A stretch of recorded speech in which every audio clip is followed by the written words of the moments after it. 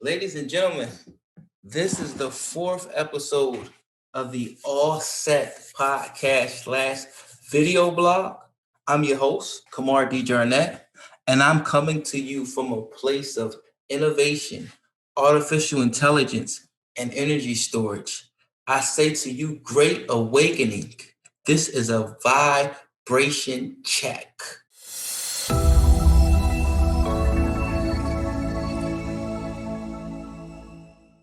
One of the things that you have to cover, especially when we're talking about Tesla, is short selling. And short selling is, I liken it to when you gamble, right? Down Atlantic City, Vegas, now, pretty much, most states across the country, you can walk in a casino, you can gamble online, right? You can go what they call with the dice, pass line, and you can also go don't pass line, right?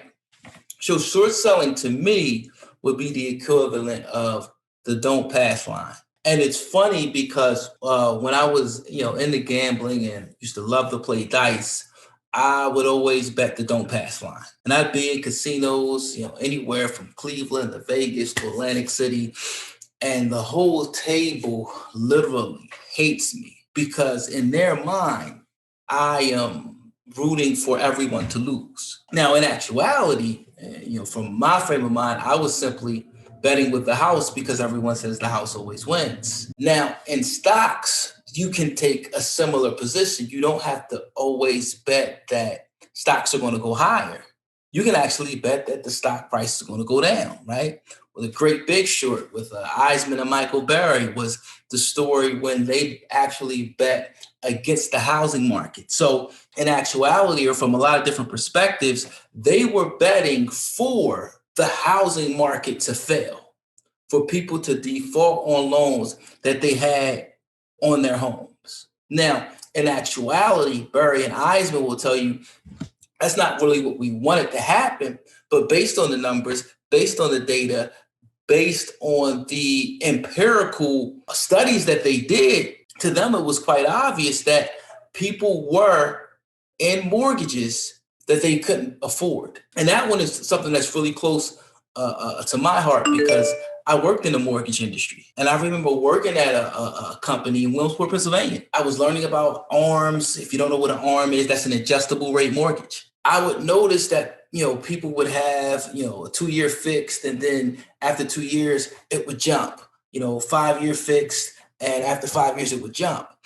And what I noticed was that the price or the rate at which the mortgage would jump, most people, unless they were in some type of investment or aggressive sales or high profile jobs, their raises would not come at the rate that the adjustable rate mortgage would jump. And I remember asking my boss at the time, I said, hey, when people get an adjustable rate mortgage, does it ever go down? And I vividly remember her telling me, don't ever ask that question again. And, this was, I believe, 2007, transition to 2000, late 2007. I'm no longer in the mortgage industry. I start working in admissions. And I remember I was in a group interview with 30 people, and 28 of us were from the mortgage industry. As banks, literally, that I would have a deal in the process would literally be here today, gone tomorrow. So I say that to say that I can understand the vitriol, the negativity that a lot of people associate with short selling. But there are positives to short selling, right? Everything about short selling is not a negative. And especially when you think about the liquidity that it creates for the markets, the option for people to hedge in the markets, right? So say a person has a position that they're long in. Short selling allows that person to say, okay, I'm betting a lot that this goes up, but in the event that it does fail, I've got some type of cover, right? So let's talk about the benefits of short selling. Provides liquidity to the markets, which may lower prices of stocks improve bid-ask spreads, and assist in price discovery. What we just talked about, it gives the ability to hedge an existing portfolio's long-only exposure and reduce the overall market exposure of a portfolio. Short selling also allows a manager to use capital proceeds to go overweight the portfolio's long-only component of the portfolio. And exposure to both long and short positions can reduce a portfolio's overall volatility and the ability to add meaningful risk-adjusted returns, right? So another thing, and Chamath Palihapitiya talks about this on one of his All In podcasts. Literally, if you're long a position and your conviction is 100%, what happens is a short seller can borrow your shares, and the longer they hold those shares, they're paying you interest. So it allows you to get another return on your investment. I think Chamath actually talked about the possibility when he was extremely long Tesla, he could have loaned his shares to a borrower and he would have received a 24% return annually, right? Now, he said he couldn't do it because he said to him, it just didn't feel right for him to be long Tesla, but then provide someone the resources to be short, right? So the reason why I talk about this topic, because, as they say, the everyday fan is now, more in tune with the stock market because of the GameStop and the Wall Street bets. And Tesla is a company that has been shorted.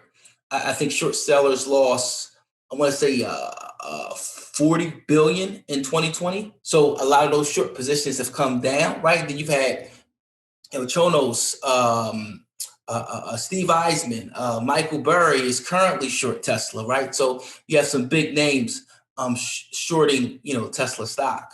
And I think this is one of those things where I agree with Kathy Wood. I disagree. I agree with Elon Musk on almost everything, certainly in terms of technology.